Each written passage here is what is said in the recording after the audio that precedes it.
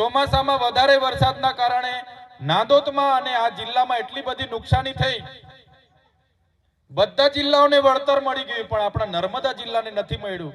અમારી સરકાર કહેવા વાળો એક પણ નેતા ત્યાં બોલતો નથી.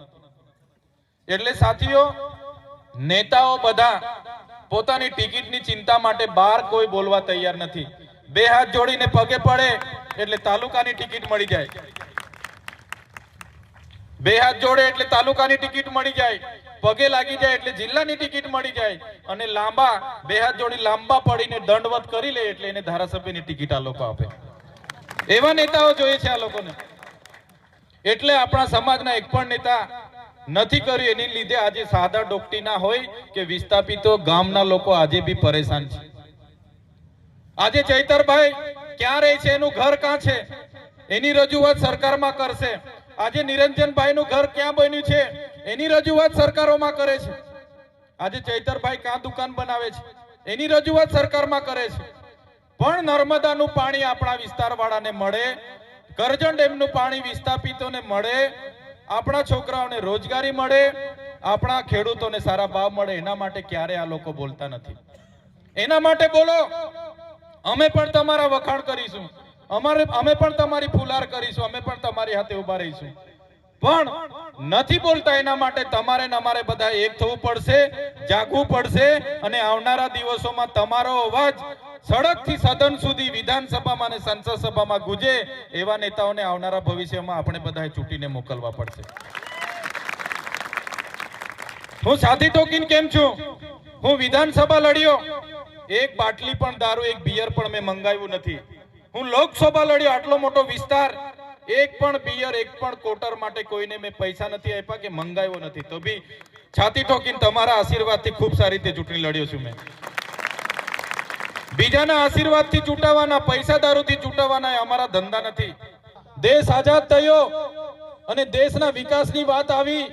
નર્મદા ડેમમાં આખાને આખા ગામડા આપણા લોકો, આપણા આદિવાસીઓએ ખાલી કર્યા. કરજણ ડેમમાં ગામો ખાલી કર્યા. ઉકાઈ ડેમમાં આપણા આદિવાસીઓ આખાના આખા ગામો વિસ્થાપિત થયા. કડાણા ડેમ હોય કે ગમે તે ડેમ હોય, જ્યાં પણ આદિવાસીઓને દેશના વિકાસમાં વિસ્થાપિત થવું પડ્યું, આપણા આદિવાસીઓએ ભોગ આપ્યો. ડેમોમાં જમીનો ગઈ, હાઈવેમાં જમીનો ગઈ, નહેરોમાં જમીનો ગઈ, જીઆઈડીસીઓમાં જમીનો ગઈ, જીએમડીસીઓમાં જમીનો ગઈ. દેશના વિકાસમાં આટલું મોટું આપણે આદિવાસીઓ યોગદાન આપ્યું. અને જ્યારે અમારા આદિવાસીઓની વિકાસની વાત આવે તો બાળકો માટે, શિક્ષકો માટે આપણે આંદોલન કરવાના, સારી શાળા માટે લડવા જવાનું, દવાખાના માટે લડવા જવાનું, ડોક્ટરો માટે લડવા જવાનું, રસ્તાઓ માટે લડવા જવાનું, પીવાના પાણી માટે લડવા જવાનું, લાઈટ માટે લડવા જવાનું. લડેંગે, જીએંગે, જિંદાબાદ, મુર્દાબાદ.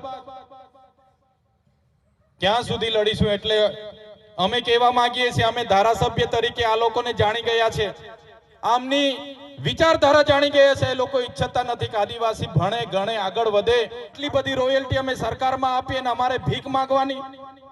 અમારે 5 કિલો ચોખા માટે 2 દિવસ લાઈન પર રહેવાનું, અમારે બેંકોમાં લાઈન પર રહેવાનું, અમારે મામલતદારમાં લાઈન પર રહેવાનું, અમારે ટીડીઓને ત્યાં લાઈન પર રહેવાનું. ક્યાં સુધી અમે લાઈન પર રહીશું? નોટબંધીના નામે સૌથી વધારે આપણા લોકોને હેરાન કરવામાં આવ્યા. રાતે નોટબંધી જાહેર કરી 2016માં, અને નાના નાના લોકો બીજા દિવસે 500 વાળી 1000 વાળી બદલવા માટે લાઈનો પર ઉભા રહી ગયા.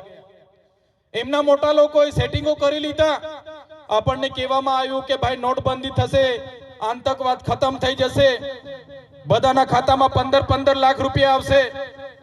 આવ્યા છે ભાઈ કોઈના ખાતામાં 15 લાખ રૂપિયા?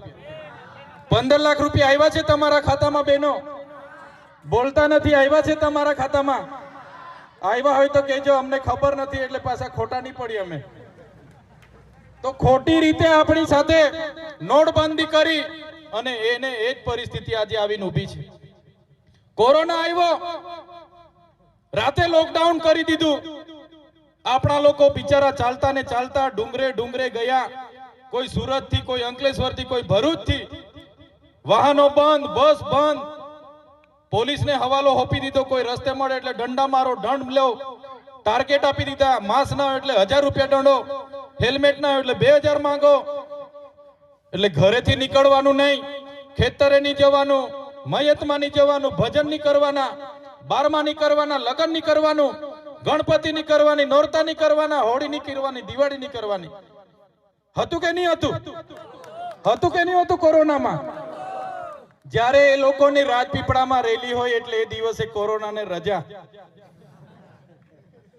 ભરૂચમાં કોઈ આવવાનું હોય એમનો વડાપ્રધાન કે સુરતમાં એમનો મુખ્યમંત્રી આવવાનો એટલે એ દિવસે બધાને છુટ્ટી, કોરોનાને બી રજા.